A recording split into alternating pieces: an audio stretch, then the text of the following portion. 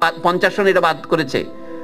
1970 সনে যে সার্বজনীন নির্বাচন হলো, এটা আইয়ুব খানের নির্বাচন প্রথাকে বাতিল করে, মৌলিক গণতন্ত্রকে এবং পৃথক নির্বাচনটাকে বাতিল করে। এখন বাংলাদেশে নির্বাচন হয় নাই, কি জন্য আমরা সেটা জানি।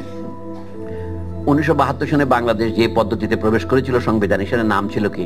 সংসদীয় পদ্ধতি। আমরা ভোট দেব আমাদের এমপিদের, এমপিরা একজনকে প্রধানমন্ত্রী নির্বাচিত করবেন এবং তারা একজন প্রেসিডেন্ট নির্বাচন করবেন। এইটাও কিন্তু পরোক্ষ। কেন আমরা সরাসরি প্রেসিডেন্ট নির্বাচন করতে পারবো না? সেই প্রশ্ন কেউ তোলে নাই, কারণ সংসদীয় পদ্ধতি। এরপরে তারা 1975 সনে শেখ সাহেব এসে জরুরি অবস্থা জারি করলেন। শেখ সাহেব জনপ্রিয় নেতা থেকে জনঘৃণিত নেতায় পরিণত হলেন, জন্য তিনি একদল করলেন, নাম দিলেন বাকশাল। তারপরে তার বিরুদ্ধে সামরিক অভ্যুত্থান হলো। সেই সামরিক অভ্যুত্থানের বিরুদ্ধে জনগণ কোনো বিদ্রোহ করলো না। এটা আপনাকে জানতে হবে জিনিসটা। পাকিস্তানে একবার জাস্টিস মুনিরের যে রায় ছিল যে সামরিক